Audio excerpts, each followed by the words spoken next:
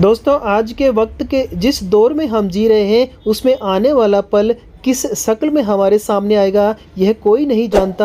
हाँ, अगर हम कुछ कर सकते हैं तो सिर्फ इतना कि आने वाले पल के कदमों की आहट को पहचान सकते हैं, लेकिन आँख और कान खुले रखकर सतर्क रहे, सावधान रहे, सुरक्षित रहे। ऐसी ही खबर लेकर आए हैं जिसे सुनकर हर किसी के रोंगटे खड़े हो जाएंगे। नमस्कार दोस्तों, एक बार फिर से स्वागत है आप सभी का। दोस्तों, आज हम एक ऐसी खबर लेकर आए हैं जिसे सुनकर हर किसी के रोंगटे खड़े हो जाएंगे। संभल में सौरभ राजपूत हत्याकांड जैसा मामला, दो बॉयफ्रेंड संग मिलकर की कारोबारी पति की बेरहमी से हत्या। ऐसे सामने आई खौफनाक हत्याकांड की सच्चाई। उत्तर प्रदेश के संभल जिले से सौरभ राजपूत हत्याकांड जैसा मामला सामने आया है। यहाँ पत्नी ने अपने दो बॉयफ्रेंडों के साथ मिलकर सो रहे बिजनेसमैन पति की हथियार से हत्या कर दी। इसके बाद उन्होंने सिर, धड़ और दोनों हाथों को काट कर अलग कर दिया।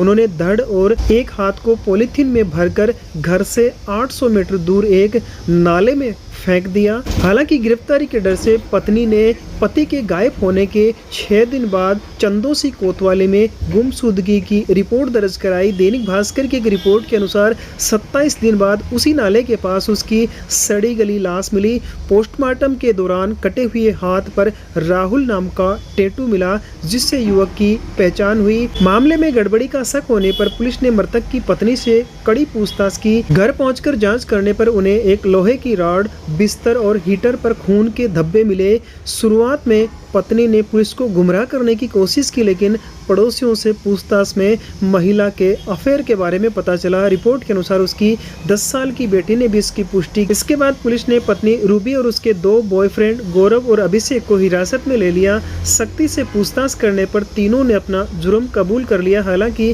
शरीर के बाकी हिस्से अभी तक नहीं मिले हैं। पुलिस आज घटना की जानकारी दे सकती है। ये घटना जिला मुख्यालय से 20 किलोमीटर दूर चंदोसी कोतवाली इलाके में हुई है। राजपुरा थाना क्षेत्र के कस्बा गनवा का रहने वाला राहुल जूते का बिजनेस करता था। उसकी शादी 15 साल पहले चंदोसी के मोहल्ला चुन्नी में रहने वाली रूबी से हुई थी। उसका 12 साल का एक बेटा और 10 साल की एक बेटी भी है। पुलिस के मुताबिक 15 दिसंबर की सुबह करीब 9 बजे पटरावा रोड पर ईदगाह के पास एक नाले में एक युवक की लाश मिली, जिसे कुत्ते नोच रहे थे। सूचना मिलने पर सीओ मनोज कुमार सिंह मौके पर पहुंचे। लाश बहुत बुरी तरह से सड़ी गली हालत में थी। शुरुआत में लाश को पहचान के लिए मुर्दा कर रखा गया, लेकिन कोई नहीं आया। 5 दिन बाद 20 दिसंबर को पोस्टमार्टम किया गया। इस दौरान कटे हुए हाथ पर राहुल नाम का टैटू लिखा हुआ मिला। रिपोर्ट के मुताबिक लाश की पहचान 40 साल के राहुल के तौर पर हुई। जांच में पता चला कि राहुल 18 नवंबर से लापता था।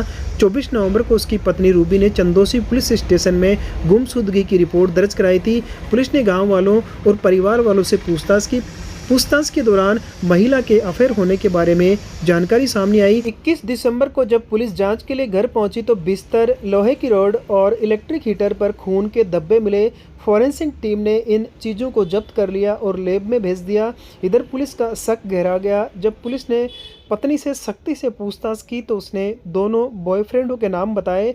पुलिस ने दोनों को हिरासत में ले लिया। तीनों से अलग अलग पूछताछ की गई, लेकिन उनके बयान अलग अलग थे। फिर जब तीनों को आमने सामने बिठाकर पूछताछ की गई तो उन्होंने अपना जुर्म कबूल कर लिया। पुलिस सूत्रों के मुताबिक महिला ने पूछताछ में बताया कि 18 नवंबर की रात उसने अपने दोनों प्रेमियों को घर बुलाया और सोते हुए पति की हत्या कर दी। उसके बाद लाश के टुकड़े टुकड़े करके अलग अलग जगहों पर फेंक दिया। गिरफ्तारी के डर से उसने 24 नवंबर को गुमशुदगी की रिपोर्ट भी दर्ज कराई। मृतक की 10 साल की बेटी ने घटना के संबंध में बताया, मम्मी और पापा अक्सर लड़ते थे।